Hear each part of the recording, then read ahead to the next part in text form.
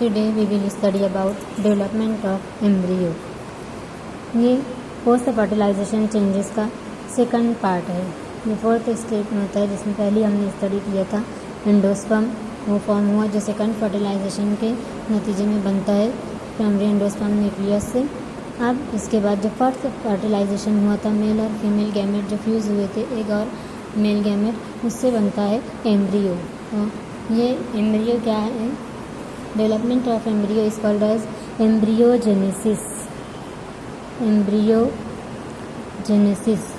Genesis के means होता है मेकिंग, और एम्ब्रियो यानी कि वो जो फर्स्ट फर्टिलाइजेशन का प्रोडक्ट है एम्ब्रियो। एम्ब्रियो के बनने के अमल को the formation of embryo from diploid zygote into embryo is called as embryogenesis.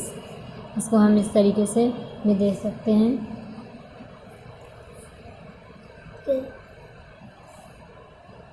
Zygote ये 2n नंबर डिप्लॉयड होता है और इससे बनता है एम्ब्रियो। ये भी 2n नंबर डिप्लॉयड रहेगा। तो इस प्रोसेस को कहा जाएगा एम्ब्रियोजेनेसिस। अब ये एम्ब्रियोजेनेसिस कैसे होती है? इसमें यहाँ पर सेल डिवीज़न स्टार्ट होता है। कहाँ पर स्टार्ट होता है? जहाँ मेल और फीमेल के गैमेट फ्यूज़ हुआ है नियर द माइक्रोपाइलर एंड। ये जो डिप्लॉयड सेल होता है इसमें सेल डिवीज़न स्टार्ट होता है, वो जाइगोट कहलाता है। इस जाइगोट में फर्स्ट डिवीज़न जब होता है तो ये जो सिंगल सेल होता है माइटोसिस होगा यहाँ पर, और 2 सेल यहाँ फॉर्म होंगे। अब इसमें जो 2 सेल बनेंगे, जो लोअर सेल रहेगा इसको कहा जाएगा सस्पेंसर सेल, और जो अपर सेल रहेगा इसको कहा जाएगा एम्ब्रियोनल सेल। अब थोड़े टाइम के बाद क्या होगा? इन दोनों में फिर से डिवीज़न होगा। ये जो ऊपर वाला है ये कहलाएगा एम्ब्रियोनल इनिशियल सेल, और नीचे वाला कहलाएगा सस्पेंसर इनिशियल सेल। अब जब ये प्रोसेस स्टार्ट होता है तो इस जाइगोट को कहा जाता है प्रो एम्ब्रियो। जाइगोट को कहा जाता है प्रो एम्ब्रियो। इस प्रो एम्ब्रियो से ये डिवीज़न होता है 2 सेल का, तो ऊपर वाला कहलाता है एम्ब्रियोनल इनिशियल सेल, नीचे वाला सस्पेंसर इनिशियल सेल। फिर उसके बाद ये एम्ब्रियोनल इनिशियल सेल जो होता है ये एज इट इज होता है। पहले डिवीज़न स्टार्ट होता है सस्पेंसर इनिशियल सेल में। इस सस्पेंसर इनिशियल सेल में डिवीज़न होता है 4 सेल्स बनते हैं जो लीनियर कंडीशन में आते हैं, यानी one above the other arrange हो जाते हैं। और इस सस्पेंसर के सबसे लोअर सेल को यहाँ पर कहा जाता है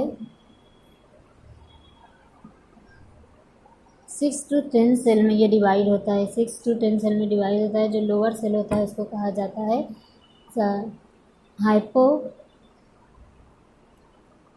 हाइपोफाइसिस।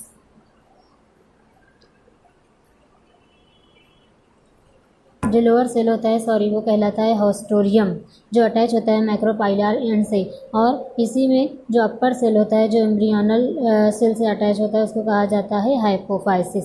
ये लोअर स्वेलन सेल होता है जो मैक्रोपाइलर एंड से अटैच होता है, तो ये होस्टोरियम कहलाता है। और सस्पेंसर सेल का जो फर्स्ट सेल होता है जो अटैच होता है इससे एम्ब्रियोनल सेल से, ये हाइपोफाइसिस कहलाता है। ये कैसे बनता है? यहाँ पर ट्रांसवर्सली डिवाइड होते हैं सेल, और ये प्रोड्यूस होता है फिलामेंटस स्ट्रक्चर। तो ये सस्पेंसर सेल के हाइपोफाइसिस और होस्टोरियम इस तरीके से फॉर्म होते हैं। अब ये सस्पेंसर सेल का काम क्या होता है? ये क्यों यहाँ आता है? इसका सिर्फ एक ही फंक्शन होता है। ये सस्पेंसर सेल क्या करता है? It pushes the embryonal cell into the endosperm और टूवर्ड्स द एंडोस्पर्म। ये क्या करता है? इस एम्ब्रियोनल सेल को पुश करता है एंडोस्पर्म में। इसकी वजह क्या होती है? आपने इससे पहले डेवलपमेंट ऑफ एंडोस्पर्म में स्टडी किया है कि यहाँ पर जो ये एंडोस्पर्म वो सेंटर में होता है और ये एम्ब्रियो ये नीचे होता है। तो ये इसको पुशअप करता था कि इसके अंदर दाखिल हो जाए, इसको यहाँ से नरिशमेंट मिलेगा, एनर्जी रहेगी तो इसमें सेल डिवीज़न होगा। इसलिए सस्पेंसर का सेल होता है it pushes the embryo towards the endosperm. अब एम्ब्रियोनल सेल में डिवीज़न स्टार्ट होता है। सक्सेसिव 3 डिवीज़न्स होते हैं एम्ब्रियोनल सेल के अंदर, और जब ये डिवीज़न्स होते हैं तो यहाँ पर ग्लोब्यूलर स्ट्रक्चर फॉर्म होता है। ऑक्टेट कंडीशन पहले आती है। ट्रांसवर्स और वर्टिकल डिवीजन्स होते हैं।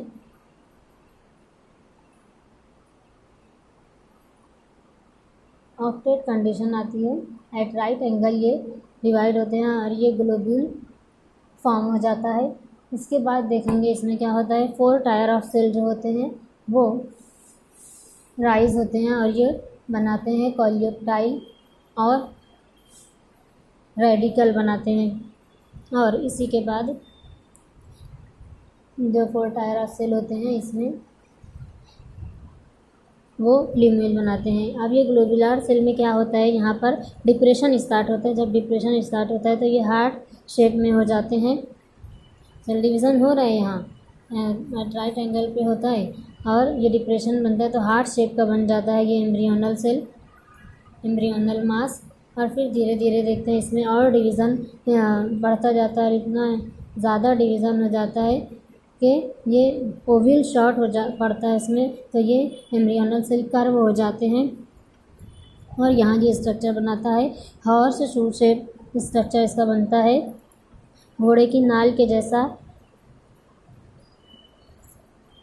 और हॉर्स शू शेप का बनता है। फिर यहाँ पर हम देखेंगे कि इसमें हमको दिखाई देते हैं प्लूम्यूल और रेडिकल के पार्ट और 2 कॉटलीडॉन्स बनते हुए इसमें नज़र आते हैं। अब यहाँ सस्पेंसर टेल जो है ये ड्राई अप होना शुरू होता है, सूखता जाता है क्योंकि अब इसका काम ख़त्म हो गया है। यहाँ पर जब हार्ट शेप कंडीशन में देखेंगे तो ये सस्पेंसर सेल जो अपने उरूज पर होता है इसका डेवलपमेंट बहुत अच्छा फास्ट दिखाई देता है क्योंकि इसको पुश करना रहता है एम्ब्रियो को। लेकिन यहाँ जब इस कंडीशन में देखेंगे, जब ये हॉर्स शू शेप हो जाता है एम्ब्रियोनल सेल, तो यहाँ पर सस्पेंसर सेल ड्राई अप होने लगता है तो इसका काम ख़त्म होने लगता है। और इस एम्ब्रियोनल सेल में अब हमको मिड लाइन यहाँ दिखाई दे रही है जो 2 कॉटलीडॉन को यहाँ पर जाहिर करती है, जहाँ से डिवीज़न बताया जा रहा है 2 कॉटलीडॉन का। तो ये डाइकॉट एम्ब्रियो की फिगर है। इसके बाद ये कंप्लीट सीड में कन्वर्ट होता है। अब इस सीड में हम देखेंगे बिल्कुल ऐसा ही डेवलपमेंट मोनोकॉट सीड में भी होता है। इनिशियल स्टेजेस सेम होती हैं, लास्ट में क्या होता है यहाँ पर एक ही कॉटलीडॉन रहता है और इसमें हमको दिखाई देगा इसकी प्रोटेक्टिव कवरिंग जो होती है इसको कहा जाता है एलिनॉन लेयर। और इसके नीचे हमको स्ट्रक्चर दिखाई देता है प्लूम्यूल और रेडिकल का। इसमें प्लूम्यूल और रेडिकल पर प्रोटेक्टिव कवरिंग बताई गई है। जैसे प्लूम्यूल के ऊपर प्रोटेक्टिव कवरिंग है जिसका नाम है कोलियोप्टाइल, और ऐसे ही रेडिकल के ऊपर प्रोटेक्टिव कवरिंग है जिसको कहा गया है कोलियोराइजा।